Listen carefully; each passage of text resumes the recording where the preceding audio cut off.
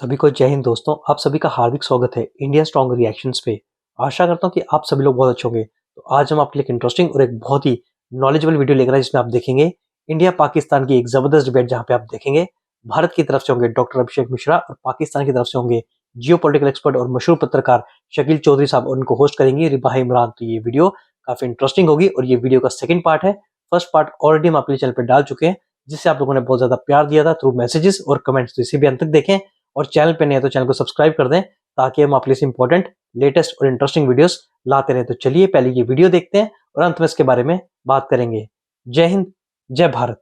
Awards जो हैं वो प्राइम मिनिस्टर मोदी को दिए हैं, जो एक हेट फिगर हैं पाकिस्तान में। तो ये मेरा ख्याल है it's a deeper problem than religion. Don't you think so? Sir basically ना चीज़ें मुझे लगता है चेंज होती रहती हैं और हर बंदा अपने कंट्री के पर्सनल इंटरेस्ट के लिए काम करता है। और देखें जो ग्रोथ रेट इंडिया की हमें शो हुई और जिस तरह वो ग्रो कर रहे हैं, तो हर कंट्री चाहता है कि हमारे ताल्लुकात उस कंट्री के साथ बेहतर हों जो सोसाइटी में अच्छा काम कर रहे हैं या उनकी इकोनॉमी बेहतर है, तो उनके साथ ताल्लुकात बेहतर करना चाहते हैं, चाहे वो अमेरिका हो, चाहे वो चाइना हो, चाहे वो इंडिया हो। जितने बड़ी तो बड़ी फिर एक टाइम पे तो सर फिर जापान। तो फिर रिलीजन तो इशू ना हुआ ना? फिर वो तो इंडिया पाकिस्तान के दरमियान हुआ ना इशू। नहीं, देखिए, बाकी दुनिया अगर इकोनॉमी को अहमियत देती है, जी पाकिस्तानी क्यों नहीं इकोनॉमी को अहमियत देते? That's the question. Why is sir, economy such an unimportant thing for us? फिर पाकिस्तान बनने का मतलब जो है वो मतलब खत्म हो जाएगा ना अगर कैसे? इससे इम्पोर्टेंस ना दी नहीं, सर। इसमें अगर आपने इकोनॉमी को फोकस किया, उसको बेहतर बनाने की कोशिश की, इंडिया से अच्छे ताल्लुकात हो गए, तो पाकिस्तान खत्म हो जाएगा? सर मुझे नहीं ऐसा लगता कि पाकिस्तान खत्म हो जाएगा, क्योंकि फिर अगर हम इसकी एग्जांपल अमेरिका और कनाडा देखें तो वो भी तो देखें, बॉर्डर्स उनके भी बने, लेकिन जिस तरह उनके दरमियान भी ट्रेड होती है, लोग आते जाते हैं। तो उस तरह अगर पाकिस्तान और इंडिया भी अपनी पॉलिसीज बनाए तो इससे बहुत सारे पाकिस्तानीज और इंडियन दोनों का फायदा होगा। और यकीनन बहुत सारे लोगों को नुकसान हुआ, क्योंकि बहुत बड़ी पार्टीशन थी जब पाकिस्तान अलग हुआ और बहुत सारे लोग अपनों से बिछड़ गए। तो बहुत सारी चीजें सर बेहतर की जा सकती हैं, लेकिन वही बात है कि अगर टेररिज्म को खत्म किया जाए, और क्योंकि मेन रीजन ही टेररिज्म है। हालांकि पार्टीशन के बाद भी इंडिया पाकिस्तान के दरमियान जो थे वो ताल्लुकात बेहतर ही थे, लेकिन एक एक टाइम के बाद सर जैसे जैसे टेररिज्म जो है वो परवान चढ़ता गया, उस तरह दोनों के दरमियान रिलेशंस खराब भी होते गए। और जो कि मुझे लगता है कि आज तक ठीक नहीं हो सके। दुनिया डेवलपमेंट की तरफ जा रही है, तो हमें सबसे पहले जो टेररिज्म है उसको खत्म करना चाहिए। टेररिज्म खत्म होगा तो दोनों कंट्रीज के रिलेशन बेहतर हो सकेंगे।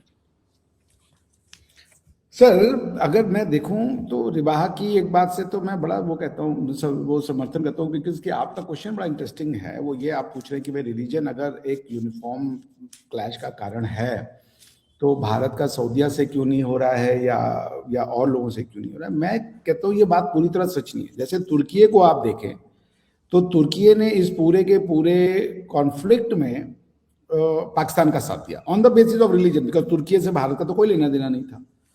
और ये जो वहाबी आइडियलिज्म को फैलाया है कश्मीर में, दूसरी जगह पे फंड दे करके, पेट्रोल डॉलर दे करके सऊदी अरेबिया ने, इसको डिनाई नहीं किया जा सकता।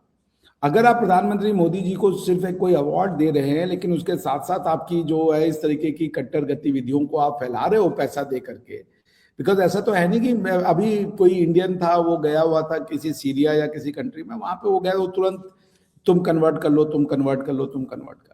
ये एक ऑब्सेशन तो ये पूरी दुनिया में पाया जाता है। इस ऑब्सेशन आप इनके जो रिलीजियस स्कॉलर्स हैं आप उनको सुने, वो क्वेश्चंस लेते हैं, वो आंसर्स देते हैं, वो बकायदा कहते हैं कि अब आप नहीं जा सकते। उनका एक सिस्टम ऑफ गवर्नेंस है। बल्कि इंडिया में भी जब से मोदी की गवर्नमेंट आई तो भले वो थोड़ा पीछे हो गए, वरना सर ये सऊदिया ने डिमांड किया था कि आप इस्लामिक बैंकिंग को अलाउ करो इंडिया में, और जो गवर्नमेंट थी चिदम्बरम साहब की, उन्होंने अलाउ भी कर दिया था, लाइसेंस देना शुरू कर दिया था।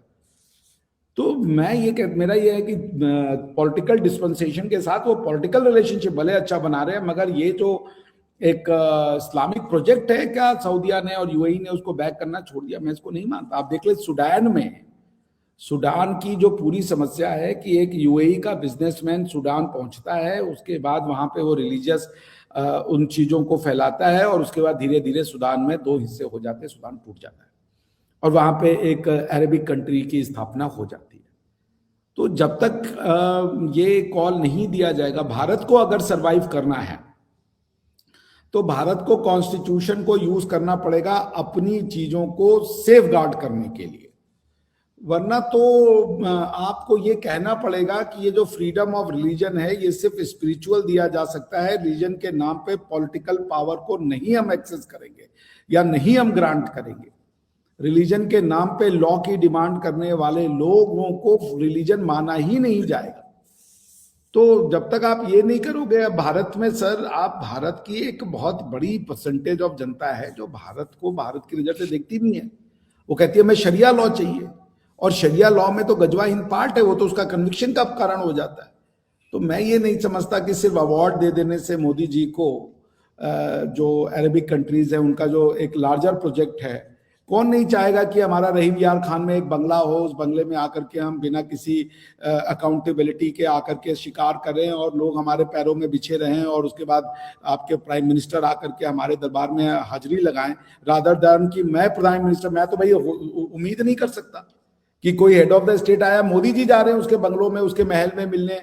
मैंने तो सुना है जितने हेड ऑफ द स्टेट आते हैं वो मोदी जी को मिलने जाते हैं उनके घर पे, या एक प्री डेजिग्नेटेड एरिया होता है जहां वो जाते हैं।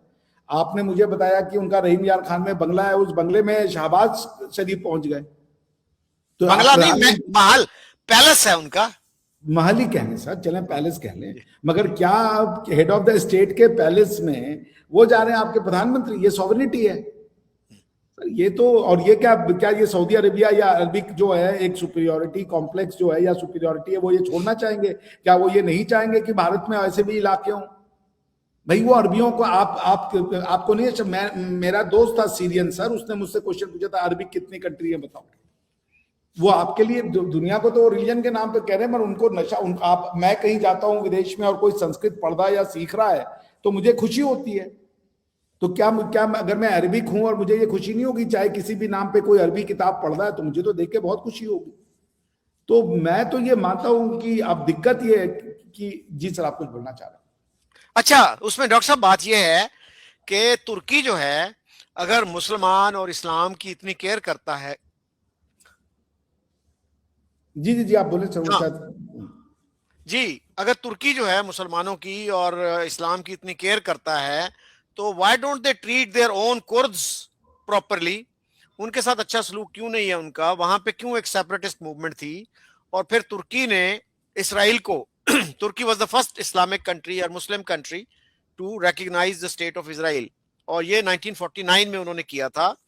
और गजवा हिंद की जहां तक बात है तो मोरक्को से लेके इंडोनेशिया तक सिर्फ पाकिस्तान में आपको गजवा हिंद की बात सुनने को क्यों मिलती है? मोरक्को में कोई ये बात नहीं करता, इंडोनेशिया में नहीं करता, मलेशिया में नहीं करता, इजिप्ट में नहीं करता। तो इन चीजों को भी मेरे ख्याल देखने की जरूरत है। सर देखिए, दो कॉन्फ्लिक्ट हैं।